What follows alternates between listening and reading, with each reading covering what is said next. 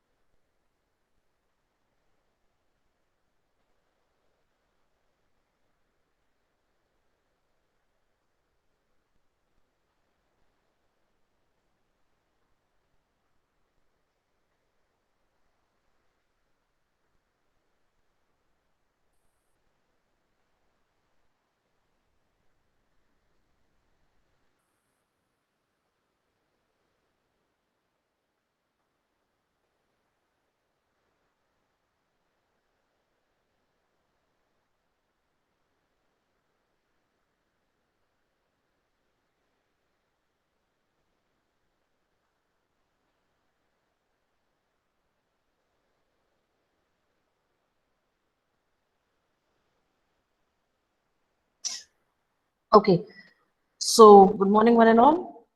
Those who are there, I'll once again request you people to please put up your enrollment numbers for your attendance.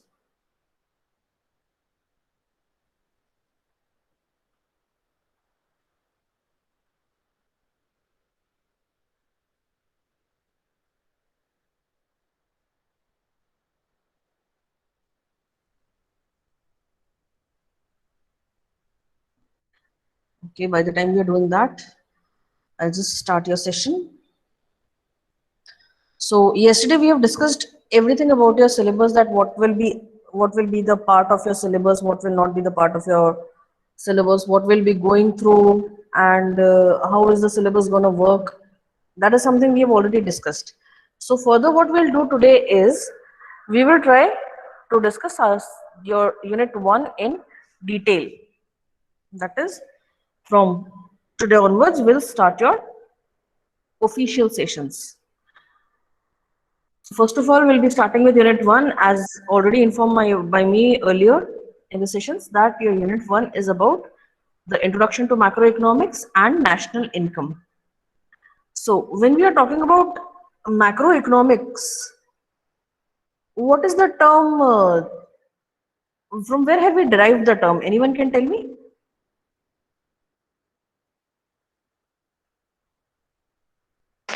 Can you repeat, ma'am? Yes, Jitesh. From where have we derived the term? Can you tell us? Ma'am, from macro, which means big economy. Okay. Macro is something like which is not. Greek word. Ma'am, Ma'am, may Greek I? word. Yes, it is a very much Greek word. And Macro means like a whole. Micro is like Huge. at individual level, but macro is like at nation level or at yes, global level. yes. Concerned with whole economy. Macro Okay. is large which concerned whole the economy. Okay. What is the meaning of the word macro? Large scale.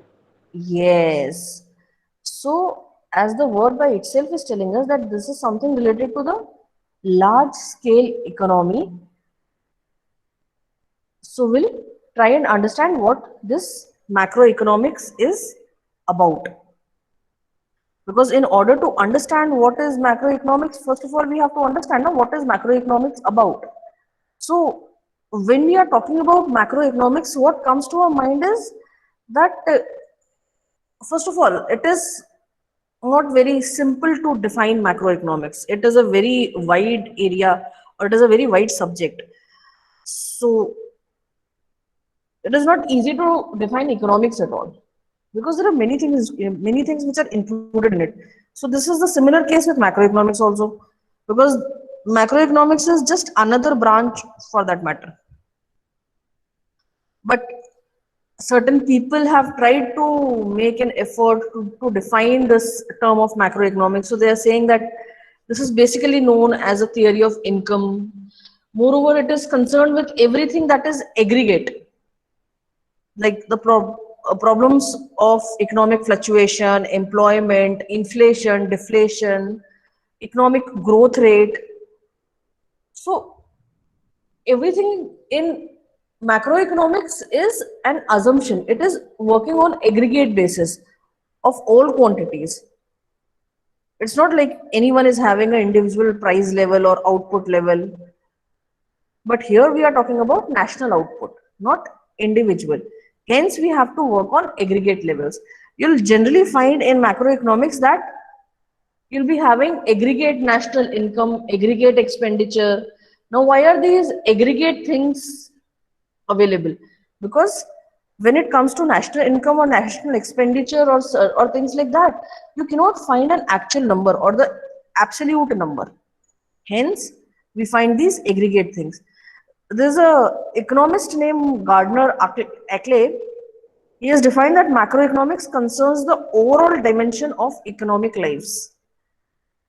More specifically, the macroeconomics is concerns itself with such variables as aggregate volume of an economy, with the extent to which the resources are employed, the size of national income, with a general price level. These are certain things which a macroeconomic theme or a macroeconomic subject is generally concerned with. There are some more definitions to macroeconomics. Like there is one given by J.M. Clubberston. He's saying that macroeconomics theory is a theory of income, employment, prices, money, and so on.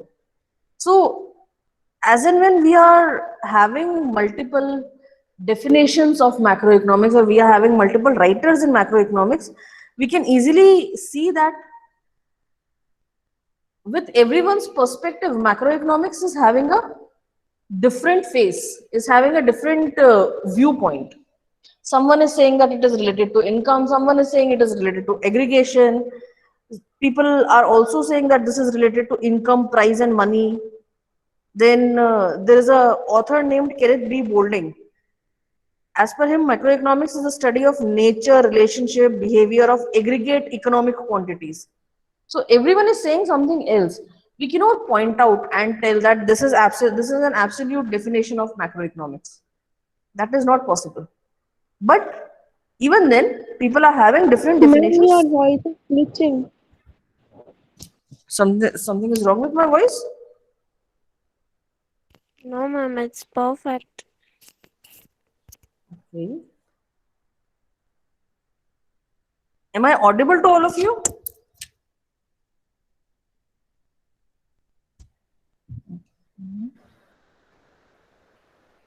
Okay, okay. Thank you.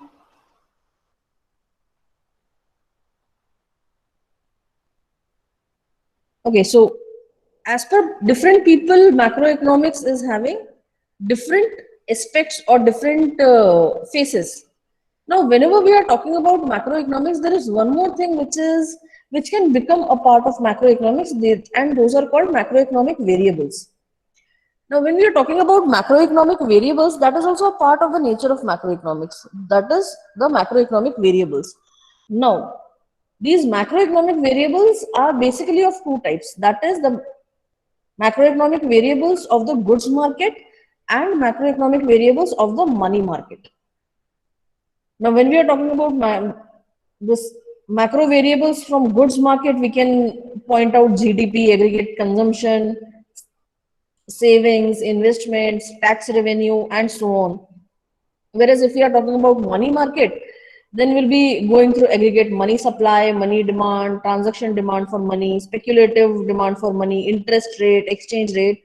So that is how these two variables are working with the macroeconomic in macroeconomics. And generally all the points of macroeconomics fall in either of these two variables. That is, whatever we'll be studying will either be a goods variable, or we can say the goods market for macro variable, or it will be a money market for macro variable. Because we'll be going through these things only. We'll be going through GDP, GNP, total exports, employment, and all those things. So they are falling under goods. Whereas on the other hand, when we are going through money, it is falling under the money market macro variables. So these are the two variables in macroeconomics which are there. Now, what is the scope of macroeconomics? As we can see that it is very theoretical, but it is practical also, and in both ways it is important. So there are certain points which are covered under the scope of macroeconomics, and that is the working of economy, then the scope of macroeconomics in economic policies, and understanding the behavior of individual units. These are the three scopes of macroeconomics which are available. So let us go through these scopes in detail. Fine. When we are talking about the working of economy, what is working of economy? Is macroeconomics crucial in the study of working of economy? Ma'am, not getting. Please explain again. The scope, there are three scopes. When we are talking about the scope of macroeconomics, there are basically three heads which are covered under it. And that is working of economy, in economy policies, and understanding the behavior of individual units. These are the 3 points which are covered as a scope of macroeconomics. The first thing that comes into existence is working of economy. Now, see, whenever we are talking about the working of economy, it is something which is very much crucial to understand, and it is a part of macroeconomics also, because these problems which we are talking about in the working of economy are related to employment, behavior of total income, prices, and macroeconomics is helping us in making the elimination process more understandable. Now, how is macroeconomics helping us in making this elimination process more understandable?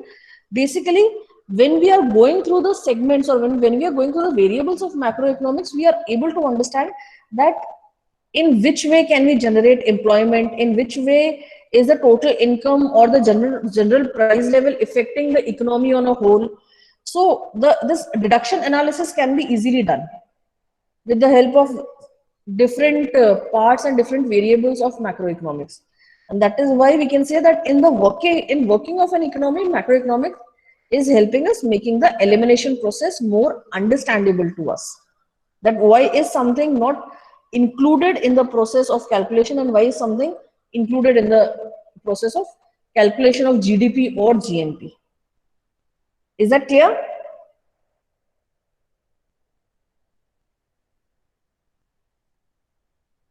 Okay.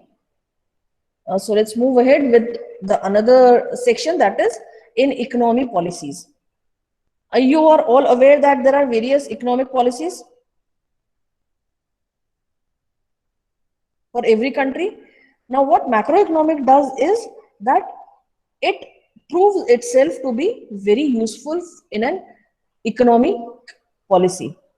We are having underdeveloped economies, and in the world, they are facing n number of problems with respect to overpopulation, inflation, balance of payment, underemployment, and you name it, they have it.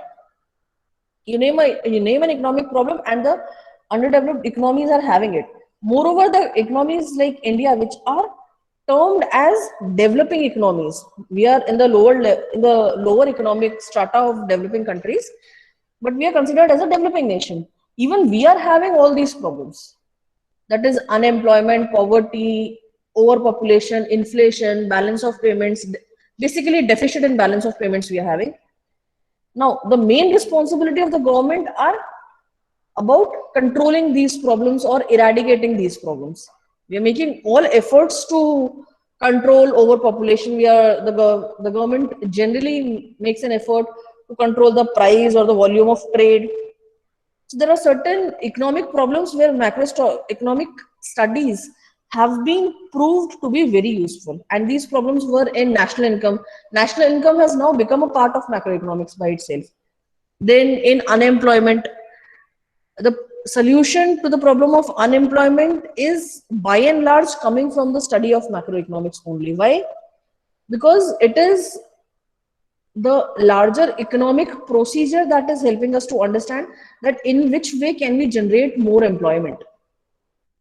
It is not always possible for any government to keep on providing jobs.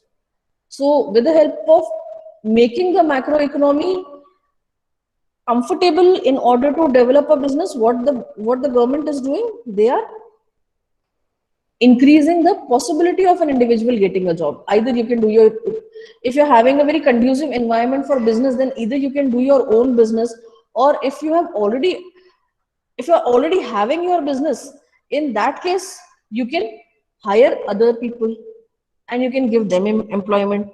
Then the macroeconomic studies are very much important when it comes to economic growth and monetary problems.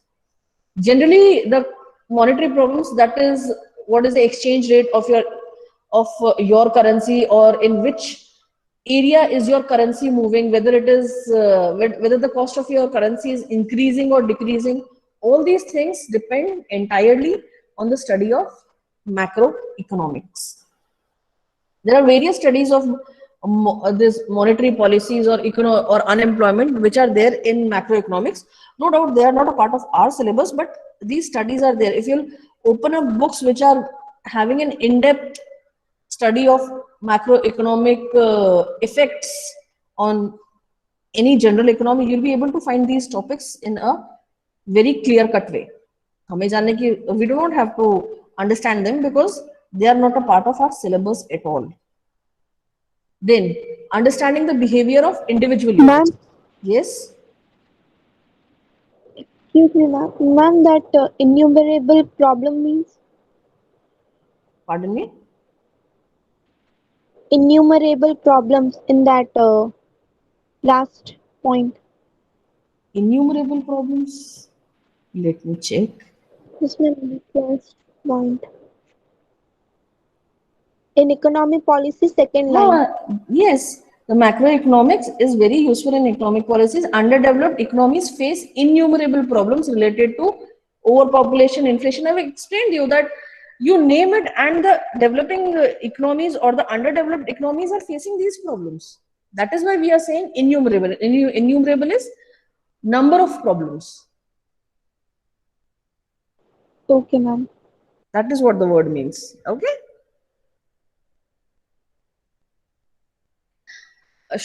Should I move ahead? Yes, ma'am. Okay, so we'll come to the next point of the scope of macroeconomics, that is understanding the behavior of individual units. Now, the demand for individual product depends upon aggregate demand in the economy. And that is one of the reasons because of which it is very much important to understand the behavior of individual units in macroeconomics. Because firstly, to see, if you want to solve a bigger problem, you'll have to start with something which is very small. Like if I want to solve the problem of the entire class, if the entire class is not able to understand one thing or the other, so what will I have to do in the first instance? The first thing that try to do is I'll try to solve the problem of an individual who is having the least problem. Like everyone is unable to get two or three on an average everyone is unable to get 3 points. So first of all, what I'll do, I'll try to search which one of you is having problem in only 1 point. Once that is sorted, I'll be having a helping hand. I'll be able to use the know-how of that person, because that person was having a problem only in 1 point now. I'll be able to use that person's know-how for in order to solve the problem of others also. So that is why in order to solve any sort of macroeconomic issue, it is very much important that an individual must be able, or the problems or deficiencies in individual products should be understood, so that because in order to understand the aggregate demand that is required by the nation, first of all, you have to fulfill the deficiency of individual products. Only then the aggregate demand can be fulfilled. They say in a country, you need around about 10,000 tons of wheat, 10,000 tons of grains, but you do not know which particular grain is more required. So in this case, we are having an aggregate demand requirement is there. But what we can do is we can start fulfilling the deficiency of individual products so that the aggregate demand can be met. We'll make sure that the wheat is in good quantity, then we'll make sure that the rice is in good quantity, then we'll make sure that the pulses are in good quantity. So once each and every product, once each and the demand of individual products is satisfied, our requirement for aggregate demand will also be fulfilled. That is why this is to know the reason for increase in cost. Firstly, what you have to do is you have to solve the problem of deficiencies in the demand of individual products, understanding the cause of the fall in aggregate demand if required. If there is too much price or if there is too much unavailability of a product, then the aggregate demand is gonna fall. Then similarly, to know the reason of increase in cost of a particular firm or industry, it is first of all required to understand the average cost condition of the whole economy. Now we are able to see that the cost of pizzas. Let's consider pizza. Pizzas, everyone have or is a pizza is something which everyone likes. So we are able to see that the cost of pizza is rising. Now, why is it rising? Because the cost of its raw material is rising. Then the tax slab which is levied on these restaurants is increasing. Hence, the cost of this particular thing is rising. So, in order to understand the fall in aggregate demand, you have to understand the increase in cost. And in order to understand the increase in cost, you have to understand that what is the average cost condition in the whole economy. So, for one thing is related to another and another is related to another.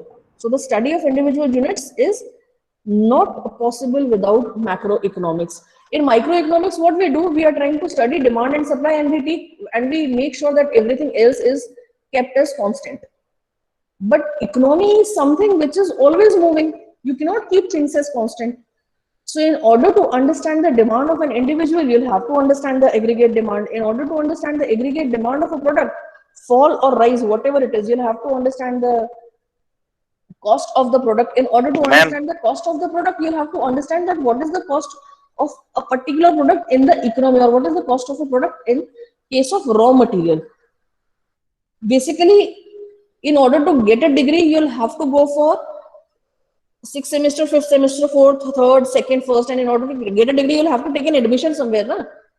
That is what this understanding the behavior of individual units is about. In order to understand the behavior of an individual unit in the economy, the first and foremost thing that you have to do is you have to understand the macro variables of that particular unit. Now, you're sitting at a place and you're trying to understand that the availability of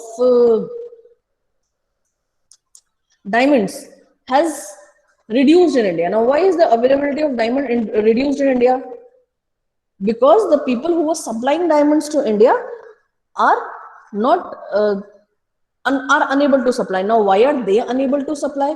Because the place from where they were extracting diamonds, that is the diamond mines, they're getting exhausted. Why are they getting exhausted? Because they've extracted too much material. So one thing will link to another and another will link to another. जैसे हम, if you want to have a pizza, then earlier in the time of 2010 or 2012, when we used to go to buy a pizza, we were able to get it in 200 or 250 bucks, and we still used to say that this is very costly.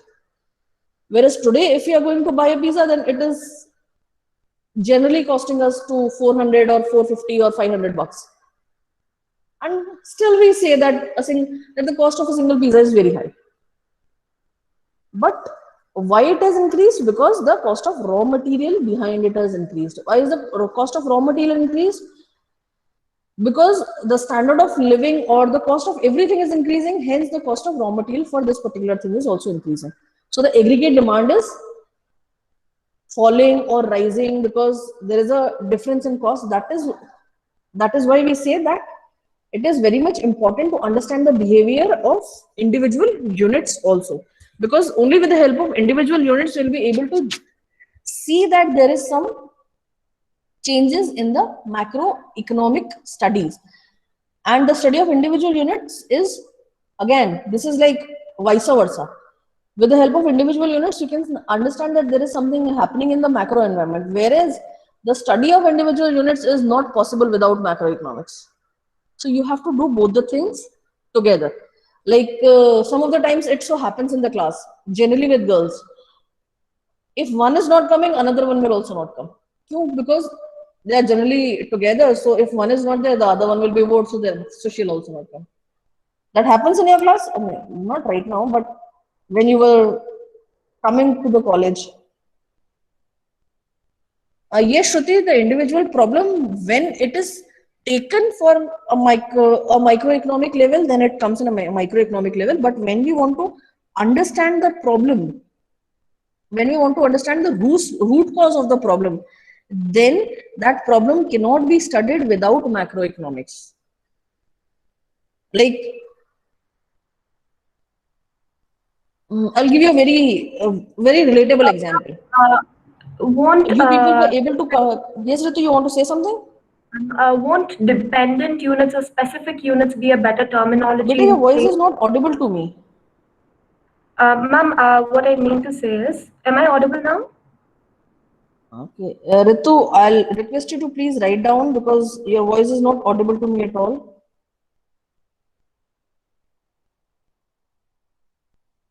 Okay, yes, I was replying to Shruti. Shruti, like you people were coming to college earlier, everything was going well, your exams were being conducted. Now now you're not able to come to college.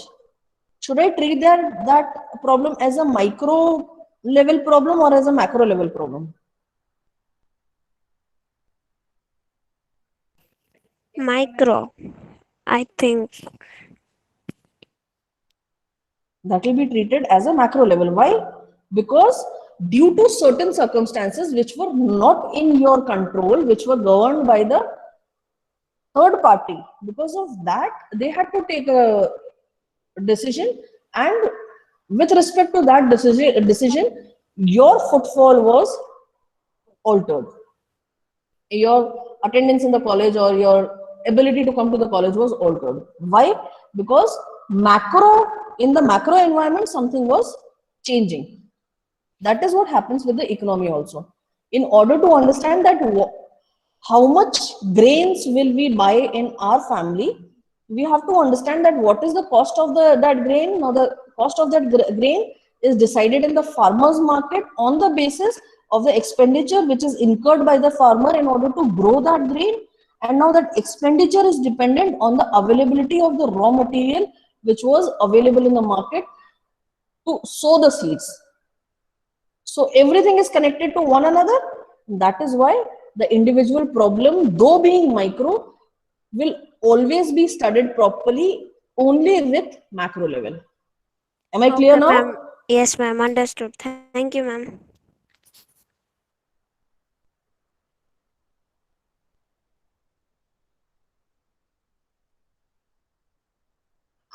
No, beta. Individual units are individual units. Dependent units are something which is with like without the movement of one thing, another will not move. There are many times that the cost of a product is increased because something else has happened somewhere. Like the tax of a particular sector has increased, and that is the reason because of which the cost of a product is increasing. They are not dependent on one another, but they are having a collateral movement. That is why we cannot say that dependent on specific units can be used as a terminology, and that is one of the reason because of which we state that individual units is a individual units should be studied along with macro level units.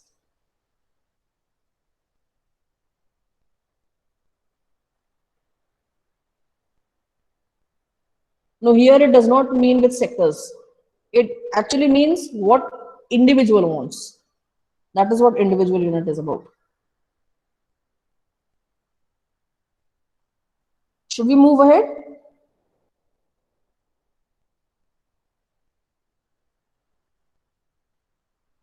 Is anyone else having a doubt, or anyone else is still having a doubt? No, ma'am. No doubts now. Okay. In that case, someone is saying something. It means that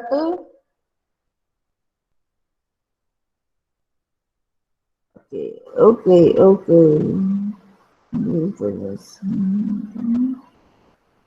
Understood. One is understood. I was having a question, but I missed the price of raw material.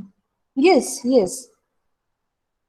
Price of the raw material and the product are inclusive. That is yes, and that plays a very important part in macroeconomic changes in prices also. So with this, we will move ahead from the scope of economics. Now, there are certain concepts which are used in economics, or we can say in macroeconomics specifically. Ma'am, These concepts are like stock variables, flow variables, equilibrium, disequilibrium, partial equilibrium, general equilibrium, statistics, and so on. So what we'll do today, other than understanding the nature and scope of macroeconomics, is we'll try to understand what these concepts are all about. Because further, when we are moving ahead in macroeconomics, we'll be able to understand things in a better way because we are having a clarity of these concepts. So the first concept that we'll be going through is stock variable. Now, what are we writing for stock variable over here? Anyone can read it for me? Ma'am, can I? Hello, ma'am, can I? Anyone, you just have to read what is written on the slide. You don't have to give an answer by yourself. Ma'am, can I read?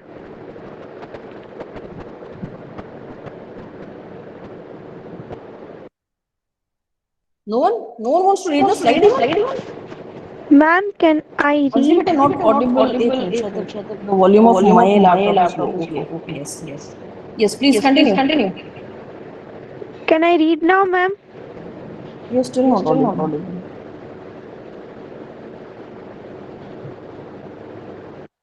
Anjali? Yes, ma'am. Yes. Now read. Stock value, stock variable. The variable that are measured with reference to the point of time are stock variables. Example, water in a tank at point of time, books in a library on a particular day. Okay, that's it. Stop. Now, what have you understood with this stock variable? Ma'am, Yes. I'm having doubt that if the taste and preferences of people changes, then will it be microeconomics or macroeconomics?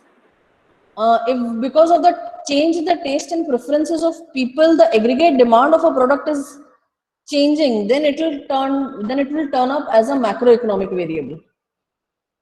But individual variables and macroeconomic variables, when it comes to macroeconomics, can be taken together. You can separate micro from macro, but you cannot but when it comes to the study of macroeconomics, then you cannot extract micro out of it. Micro nahi padenge, will understand only macro. That is not going to happen. But when you're studying microeconomics, then you can understand, then you can take that into consideration, that the taste and preference being stable, or the price being stable, or the demand being stable, other factors will change. That does not happen with macroeconomics. In macroeconomics, if one thing changes, everything changes. We cannot keep anything as constant. That is why if the taste and preference of an individual is changing, and because of that the aggregate demand is changing, then that term will be treated in macroeconomics as a macroeconomic variable. Okay. Yes, ma'am, clear. Thank you. Yeah, most welcome, beta. Okay, so now we were talking about the stock variable. Now, what is the stock variable? It refers to the quantity or value of any certain economic variable given at a point of time. Like, we are having a time period between 31st March to 1st of April. No, from 1st of April to 31st March. That is a given time. So the variable that are measured with reference to a point of time are called stock variables. Like, the total amount of tax paid by you is a stock variable. Why? Because it is taken from one time to another time in that period of time. That is why it is termed as a stock variable. Like here Ma'am, I've given stock variable not getting. Okay, first of all, I'll explain you with the examples that I've given you on the screen. First, we are having water in tank at a point of time. Like, you have woken up early in the morning at 6 o'clock, and you want to take a bath. So here our stock is what is available with us at 6 o'clock in the morning. The water that is available with us at 6 o'clock in the morning, that becomes the stock variable for us. Similarly, in economics, the variable which are measured with reference to the point of time are taken as stock variables. That is the total amount of tax which is paid by you within a financial year. That is a stock variable. Or the number of people who are employed in a certain employment time period. That is a stock variable. Now, is that clear? Sorry ma'am, but not getting yet. Yes, ma'am, I'm also not getting. It's little bit confusing. Okay. Like, chalo, I'll again give you a time period. This is all about time period. Okay, is time say, like, you're coming to the college from morning 8:55, from morning 8 o'clock to 3 o'clock, right? So the amount of knowledge which you have gained in this particular period of time will be the stock of knowledge which you have gained, will become your stock variable for that particular day, because it is with reference to the point of time from where it is starting to where it is ending. So, ma'am, according to you means how much time period we are getting. In between that time period, what we have gained or what is the thing with us is Available, known what we as have stock. gained. Yes, yes, yes, yes. Okay, ma'am, clear. Like the total money supply in an entire financial year is the stock variable. The total exports in an entire year is a stock variable. That is from 1st April to 31st March. कितना हुआ इसके बीच में? That will become our stock variable. Are we clear with this? Yes, ma'am, clear. Measured with reference of Yes, ma'am. Now reference to clear. the point of time or stock variable from when it started to when it ended. Like we are having this examples of stock variables in macroeconomics like supply of money, business inventories, then accumulated savings, then total employment, accumulated wealth. These are the examples of stock variable. Everything accumulated is a stock for us. Then the next variable that we are having is called the flow variable. Now, unlike the stock variable, the flow variables are the variables that are expressed per unit of time, like per month, per hour, per year, like the aggregate income, aggregate consumption, aggregate imports. They are macro flow variables. They'll keep on happening, but again, you people will be confused in these two. Like, how will I explain you the distinction between these?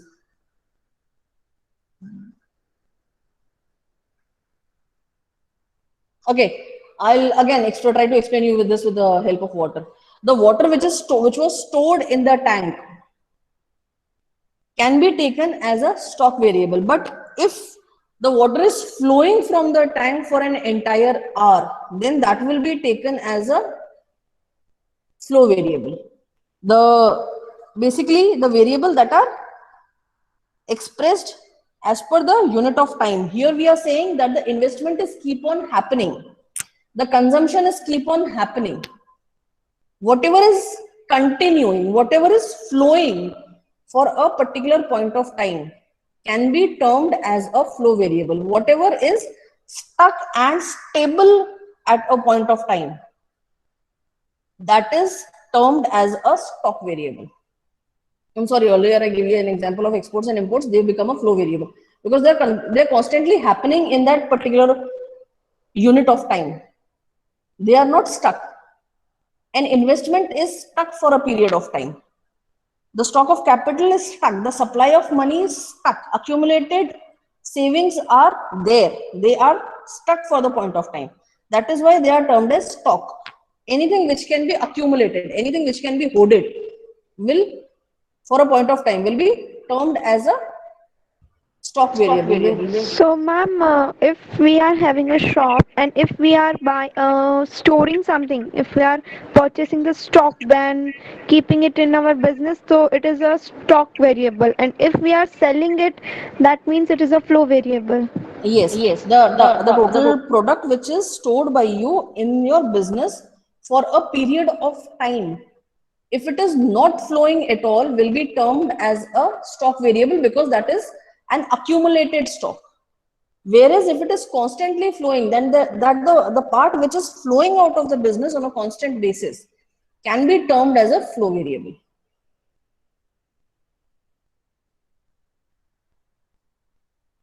Okay? Yes, ma'am. Understood. Okay. So with this, we'll move to the next part, that is equilibrium. Now, what is equilibrium? See, this must have been told you that the opposite forces are never in balance in the economy. But we are having this notion of equilibrium in economics. So in general sense, the state of balance between opposite forces, whereas in like they are not intending to move.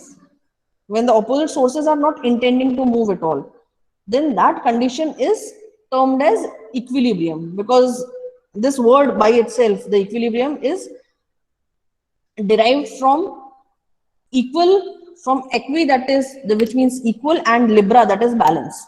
That is an equal balance is created. So in economic in economics, generally the equal balance is not created, but the equilibrium refers to the state or a situation in which opposite economic forces like demand or supply, cost and benefit, they are in balance.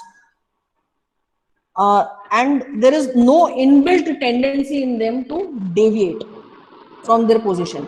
Like the demand and supply is equal. How much ever demand is there, we are able to supply it.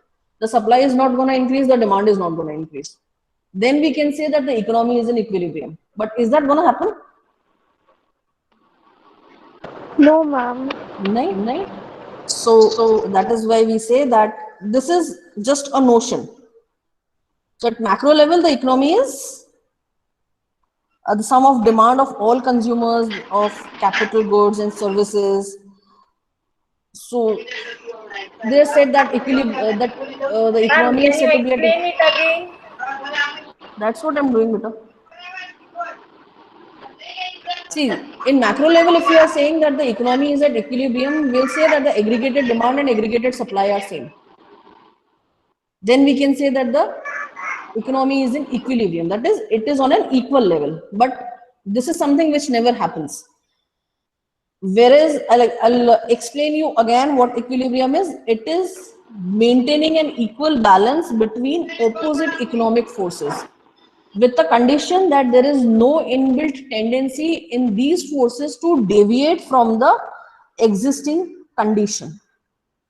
Like an economy, in the economy also demand and supply are stating that will remain same. Then we can say that the economy is in equilibrium. Aggregate, what is aggregate demand? It is the sum of demands of all the consumers for capital goods and services with money or whatever is required, and aggregate supply is the sum of supply of all the consumer goods, capital goods, services in the economy. So as long as the equilibrium is not disturbed by internal or external forces, the economy will remain in equilibrium. If there is nothing which is disturbing these forces, which is causing increase in demand or decrease in demand, then the economy might stay in equilibrium. But this is the economy being in equilibrium is an overrated fact. ये होता नहीं है. For an economy to keep on running, it has to make a flow possible. That is why Ma'am, disequilibrium I'm not getting.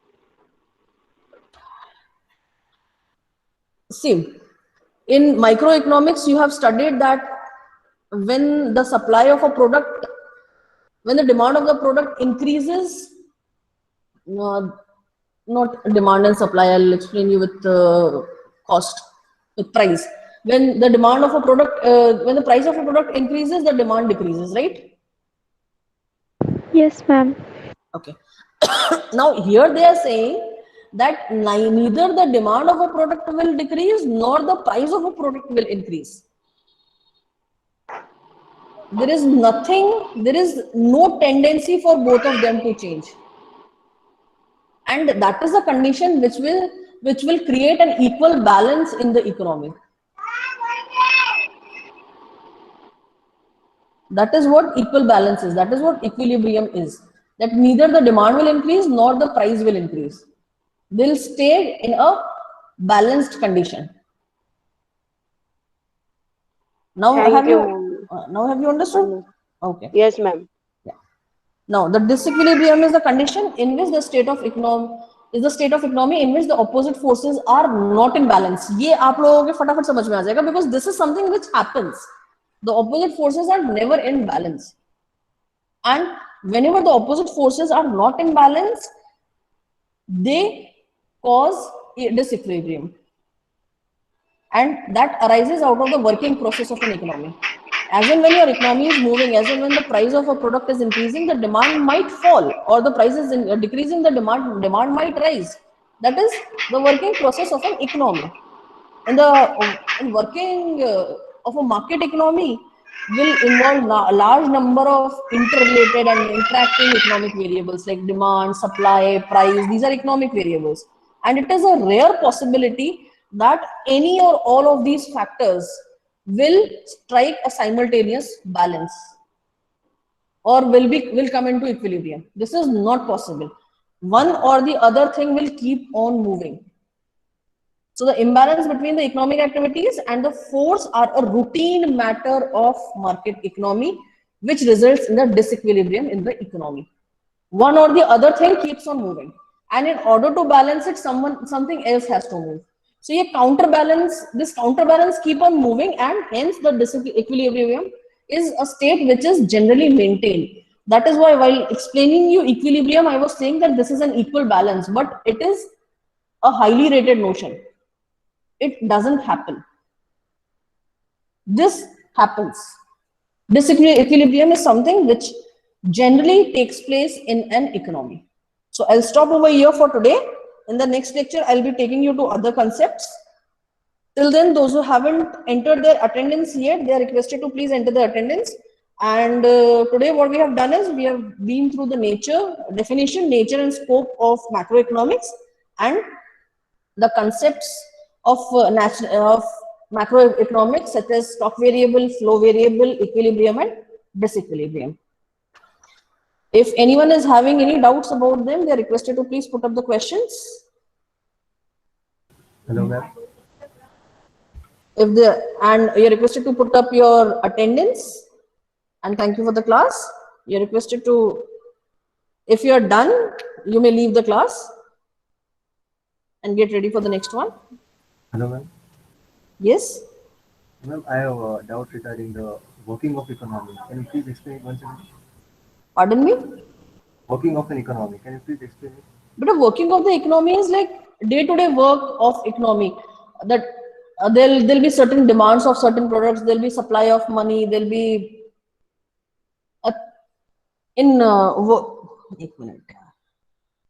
working of economy with what respect? With the respect of scope or with respect of equilibrium and disequilibrium? Elimination part that you just, can. Okay. Because in scope also we are having the working of economy. Yeah, I'm asking Okay. scope only. See, this is the study of macroeconomics is crucial to understand the working of economy, because every economy, no matter it is developing, underdeveloping or developed, they are having certain problems which are related to employment, which are related to the behavior of total income, pricing, and so on. In order to eliminate these problems, we have to find a solution in macroeconomics only, because it is macroeconomics which will help you out to eliminate these problems, or which will help you out in the process of this in the process of elimination of the problems. It will help you understand that if there is unemployment, then why it is there. If there is inflation, why it is there. It is with the help of macroeconomic variables you are able to understand these things. That is why working of the economy is a scope of macroeconomics as a whole, because macroeconomics is focused on the working of economy, that in which way is the economy working, what variables are playing a part in the flow of the economy as a whole. That is what working of economy is. Okay, ma'am. Thank you. Thank you.